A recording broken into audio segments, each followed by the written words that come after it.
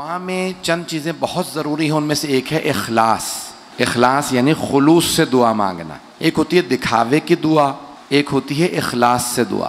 دکھاوے میں انسان کسی کو دیکھے تو اس کو دعا دے دے. اخلاص یہ ہوتا ہے وہ موجود نہ ہو، اس کی پشت پہ اس کے لیے دعا مانگنا، کہنا پروردگارہ وہ جو میرا مومن بھائی ہے اس کے لیے انسان دعا مانگے، پریشان ہے پریشانی کی دوری کے لیے. تو اللہ سبحانہ و تعالیٰ خود غرضی پسند نہیں کرتا.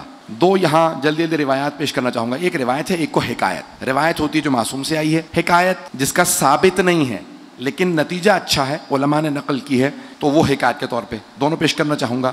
کہ معصوم فرماتے ہیں کہ اللہ نے جناب موسیٰ سے کہا موسیٰ چلتے رہیے اس دریا کے ساتھ ساتھ، میری نعمتوں کو دیکھتے رہیے. بڑے بڑے باغات آئے، سب کچھ آیا. ایک مقام پہ جناب موسیٰ پہنچے، دیکھا کہ ایک عابد عبادت کر رہا. عابد سمجھتے ہیں؟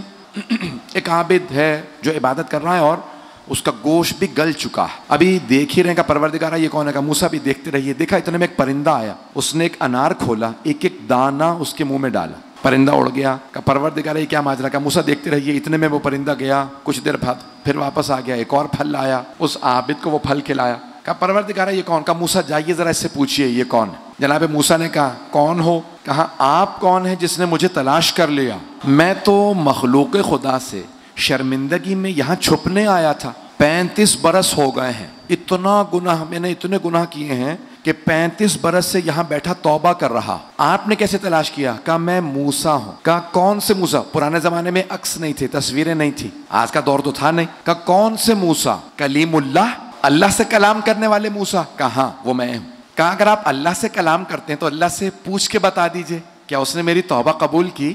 میرے سارے بچے میرے بھائی اسی محبت سے جیسے دیکھ رہے ہیں سنتے رہیے گا. تو ایک مرتبہ کہا کہ پروردگارہ اس نے تیرے اس گنہگار بندے نے 35 سال عبادت کی ہے، توبہ کی ہے. سوال کیا کیا جواب دوں. کہا موسیٰ اس سے کہہ دیجئے میں نے اسے معاف نہیں کیا. جناب موسیٰ نے کہا بھئی اللہ نے تجھے معاف نہیں کیا. کہا موسیٰ مجھے لوگوں نے بتایا تھا کہ آپ نے کہا ہے آپ کا خدا رحمان و رحیم ہے. تو عزیزان گرامی نے کہا کہ بھئی آپ کا موسیٰ خدا جو ہے لوگوں نے بتایا رحمان و رحیم ہے، اس نے مجھے کیوں معاف نہیں کیا. 35 سال سے توبہ کر رہا ہوں، چھپ کے، دکھا کے بھی نہیں. ریاکاری نہیں ہے، توبہ ہے. بھئی کئی لوگوں کی ریاکاری ہوتی ہے، یا رسول اللہ توبہ کر رہا ہوں، کچھ لوگ پہنچ رہے ہیں، توبہ نہیں ہوتی. کہا میں تو چھپ کے توبہ کر رہا ہوں 35 برس سے، تو اللہ نے کیوں نہیں معاف کیا. کہا پروردگارہ کیا جواب دوں. کہا موسیٰ اس سے کہیے جب سے یہ یہاں بیٹھا توبہ کر رہا میں اس پرندے کو مسلسل بھیج رہا ہوں. نہیں ہے، وہ پرندہ مسلسل آ رہا ہے کیونکہ یہ یہاں پہ تھا، فاقے سے تھا، تنہا تھا. ایک فرشتے کو میں نے معمور کر دیا اسے صبح سے رات تک کھلاتا رہے کہیں مر نہ جائے. کہا موسیٰ وہ پرندہ آتا ہے، پھل کھولتا ہے، اسے کھلاتا ہے. ایک مرتبہ بھی اس نے اس پرندے سے یہ نہیں پوچھا تو کیا مجھے کھلا رہا ہے یا خود بھی کھایا. پتہ نہیں لوگ ہیں یا نہیں ہے.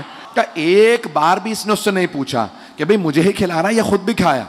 جناب موسیٰ نے کہا کہ بھئی تو خود غرض ہے اس لیے تیری توبہ قبول نہیں ہوئی، تو صرف اپنا سوچتا.